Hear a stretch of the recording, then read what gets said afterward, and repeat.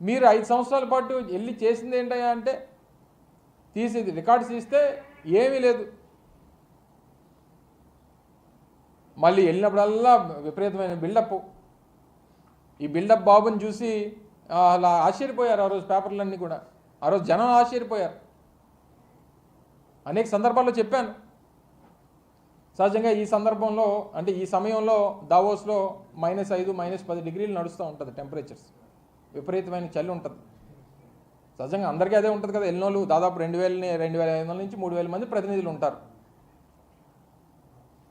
కానీ ఎవరికి ఏమీ జరగనట్టు ఒక సందర్భంలో అయితే ఇప్పుడు మా ఫైనాన్స్ సెక్రటరీగా ఉన్నటువంటి రావత్ గారు అక్కడ ఆ స్నో ఉండే దాంట్లో కాలు జారి కాలు కూడా ఫ్రాక్చర్ అయ్యి దాదాపు 40-45 రోజులు అక్కడ ట్రీట్మెంట్ చేయించుకున్నారు. సాధారణంగా చలిలో ఉంటే ఎవరైనా స్నానం చేస్తామా? సరే అవన్నీ చెప్తామండి బయటికి. కానీ చంద్రబాబు నాయుడు గారు 2 రోజులు స్నానం చేయలేదని అదొక న్యూస్. 3 రోజులు జ్వరం వచ్చింది అయినా సరే సమావేశంలో పాల్గొంటున్నారని చెప్పి అదొక న్యూస్. అసలు పరిస్థితులు చాలా దారుణంగా ఉన్నాయి రాష్ట్రంలో. ఫైనాన్స్ సెక్రటరీ గారు ఇప్పుడే కరెక్ట్ టైం బయటకు వెళ్ళారు. ఆయన మన ఫీ రీయింబర్స్మెంట్ విషయంలో ఫీ రీయింబర్స్మెంట్ మనం చెల్లించాలి.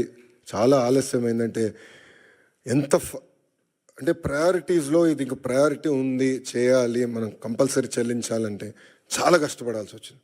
అంటే అప్పుల పాలైపోయాం, వడ్డీ కట్టలేకపోతున్నాం, జీతాలు సకాలంగా చెల్లించలేకపోతాం, అనేక ఇబ్బందులు. బట్ బాబు గారు పదే ఒక మాట అంటారు, opportunities are where crisis are. So అందరం మన రాష్ట్రాన్ని పునర్నిర్మాణం చేసుకోవాలి. ఇప్పుడే రాము ఒక మంచి మాట అన్నారు, తెలుగులో ఆంధ్ర రాష్ట్రాన్ని వదిలేసి ఇతర దేశాలకు వెళ్ళి నంబర్ 1 అయ్యారు, కానీ ఆంధ్ర రాష్ట్రం వెనుకబడి ఉంది. ఇప్పుడు తిరిగి రండి, పునర్నిర్మాణం చేద్దాం, కలిసికట్టుగా కష్టపడదాం. 5 సంవత్సరాలు, ఎక్కువ సమయం అవసరం లేదు, 5 సంవత్సరాలు ప్రపంచానికి మళ్ళీ ఆంధ్ర రాష్ట్రం అంటే ఏంటో చేసి చూపించుదామని ఈ సభాముఖం మిమ్మల్ని అందరినీ కోరుకుంటూ, ఇప్పుడే భరత్ చెప్పినట్లు ఎకనామిక్ డెవలప్మెంట్ బోర్డు ఉంది. ఎవరైనా పెట్టుబడులు పెట్టాలన్నా, ఇంటరాక్షన్ చేయాలన్నా ఒక ఆర్గనైజేషన్ ఇప్పుడు క్రియేట్ చేసాం. That will be your single port to call. అదేవిధంగా ఓమ్ క్యాప్లో కూడా కొత్త లీడర్షిప్ తీసుకొచ్చాం, వాళ్ళతో కూడా మీరు కోఆర్డినేట్ చేయొచ్చు.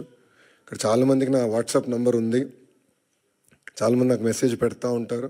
మీ ఫీడ్బ్యాక్ కూడా మాకు చాలా అవసరం.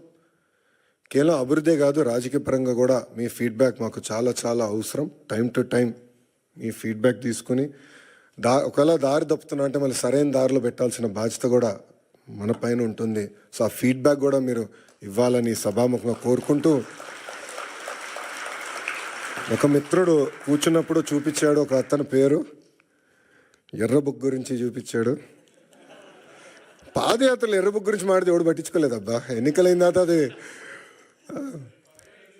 నిన్న దాంట్లో డౌట్ వద్దు.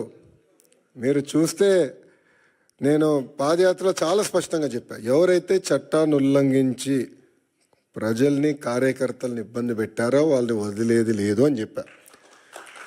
ఒక్క నిమిషం ఆగండి, ఇంకా ఇప్పుడే కాదు. అది ఎందుకు చెప్పానంటే అండర్లైన్ ఉంది అక్కడ, చట్టాలు ఉల్లంఘించారు, నేను ఎస్టాబ్లిష్ చేయాలని. ఇది కక్ష సాధింపు ప్రభుత్వం కాదు, కానీ నేను ఎస్టాబ్లిష్ చేసి యాక్షన్ తీసుకుంటాం.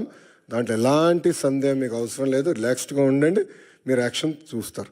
ఆల్రెడీ మొదలైంది, పూర్తి కూడా చేసే బాధ్యత మేము తీసుకుంటాం.